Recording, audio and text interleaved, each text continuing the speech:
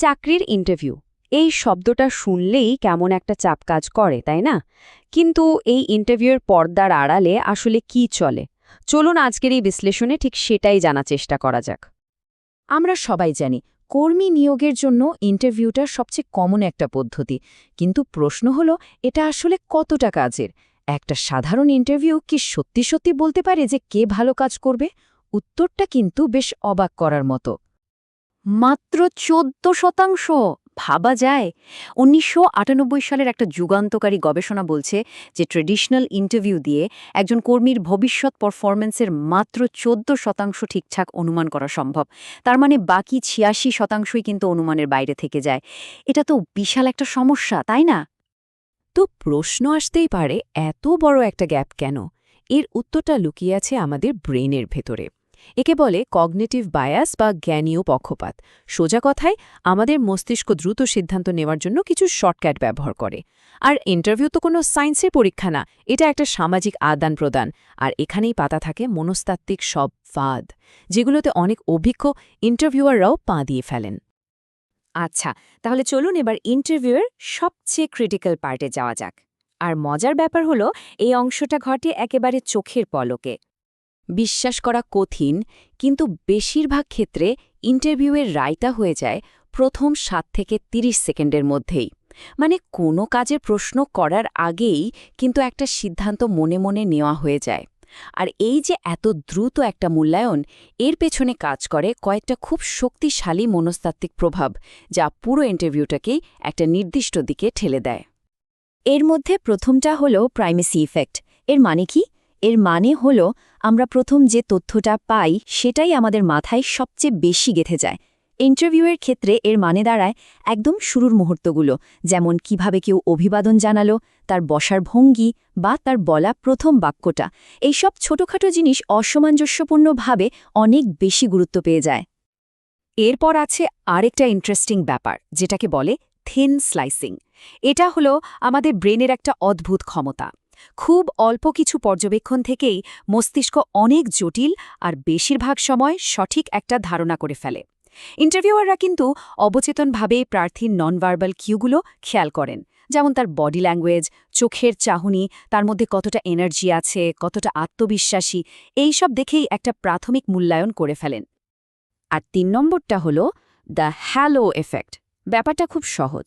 ধরুন কোনো প্রার্থীর একটা গুণ, যেমন দারুণ আত্মবিশ্বাস বা তার কথা বলার ধরন, ইন্টারভিউয়ারের খুব ভালো লেগে গেল। তখন কি হয়? তখন ওই একটা ভালো গুণের কারণে ইন্টারভিউয়ার ধরে নেন যে প্রার্থীর বাকি সব দিকেও যোগ্যতা আছে, যদিও সেগুলোর সাথে প্রথম গুণটার কোনো সম্পর্কই নেই। এই একটা পজিটিভ সিগন্যালের কারণে পরে হয়তো প্রার্থীর অন্য দুর্বলতাগুলো চোখেই পড়ে না। তো প্রথম ইমপ্রেশন তো তৈরি হয়ে গেল, কিন্তু এখানেই শেষ না।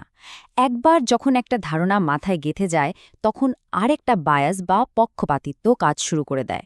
আর সেটার কাজ হলো ওই প্রথম ধারণাটাকে আরও মজবুত করা।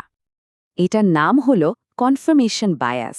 মানে হলো আমরা এমন তথ্যই খুঁজি যা আমাদের আগের বিশ্বাসকে সমর্থন করে। ইন্টারভিউয়ের ক্ষেত্রে যদি কোনো ইন্টারভিউয়ারের শুরুতেই একজন প্রার্থীকে ভালো লেগে যায়, তাহলে তিনি অবচেতনভাবেই এমন সব প্রশ্ন করতে থাকেন বা এমন উত্তর খুঁজতে থাকেন যা তার ওই ভালো লাগার সিদ্ধান্তটাকে ঠিক প্রমাণ করে। এই প্রসঙ্গে নোবেল বিজয়ী ড্যানিয়েল ক্যানেম্যানের একটা অসাধারণ উক্তি আছে। তিনি বলছেন যে আমাদের স্মৃতি কোনো ঘটনার গড়পড়াতা ভালো মন্দ মনে রাখে না, বরং মনে রাখে সবচেয়ে চরম মুহূর্তটা আর শেষটা। আর এখান থেকেই আসছে পিক অ্যান্ড রুল। একটা ইন্টারভিউ শেষ হওয়ার পর ইন্টারভিউয়ারের ঠিক কী মনে থাকবে সেটা বোঝার জন্য এটা দারুণ একটা কনসেপ্ট। তাহলে পিক অ্যান্ড রুলটাকে কাজে লাগানো যায় কিভাবে? প্রথমত একটা পিক বা শিখর মুহূর্ত তৈরি করতে হবে, মানে নিজের সবচেয়ে বড় সাফল্যের গল্পটা এমনভাবে বলতে হবে যেখানে স্পষ্ট ফলাফল বা ডেটা আছে, যেটা ইন্টারভিউয়ারের মাথায় গেঁথে যাবে। আর দ্বিতীয়ত ইন্টারভিউয়ের এন্ড বা শেষটা হতে হবে নিখুঁত, মানে খুব স্মার্ট কিছু প্রশ্ন করতে হবে এবং বেশ আত্মবিশ্বাসের সাথে একটা উষ্ণ বিদায় বক্তব্যের মাধ্যমে শেষ করতে হবে। মূল কথা হলো পুরো ইন্টারভিউ জুড়ে পারফেক্ট থাকার চেয়েও বেশি জরুরি হলো একটা দারুণ পিক আর একটা শক্তিশালী এন্ড তৈরি করা। আচ্ছা, এবার আসা যাক ইন্টারভিউ প্রক্রিয়ার সবচেয়ে সংবেদনশীল একটা অংশে, বেতন নিয়ে আলোচনা। চলুন দেখি এখানে কোন মনস্তাত্ত্বিক পক্ষপাতিত্বটা সবকিছুকে নাটকীয়ভাবে প্রভাবিত করে। এটার নাম হলো অ্যাঙ্করিং বায়াস। নামটা শুনে কঠিন মনে হলেও ব্যাপারটা খুবই সহজ।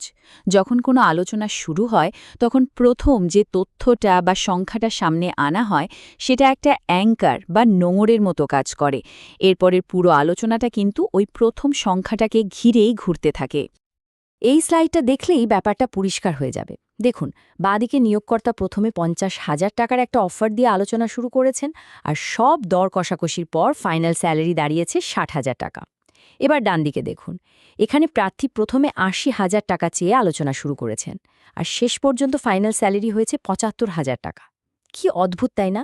প্রার্থীর যোগ্যতা কিন্তু একই, কিন্তু কে প্রথম সংখ্যাটা বলছে তার ওপর ফাইনাল স্যালারি কতটা বদলে যাচ্ছে। এখানে একটা প্রো টিপস আছে।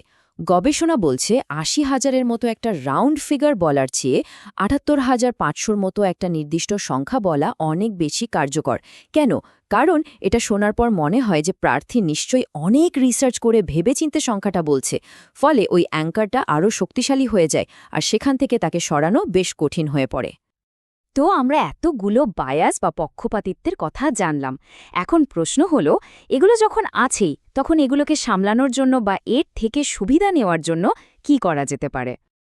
এখানে একটা পরিষ্কার কর্মপরিকল্পনা দেয়া আছে চাকরি প্রার্থী এবং নিয়োগ ব্যবস্থাপক দুই পক্ষের জন্যই। চাকরি প্রার্থীদের জন্য মূল কথা হলো প্রথম 90 সেকেন্ডে মনোযোগ দেয়া, নিজের সেরা গল্পটা বলার জন্য প্রস্তুত থাকা, আর স্যালারি নেগোসিয়েশনে প্রথমে অ্যাঙ্কার করা।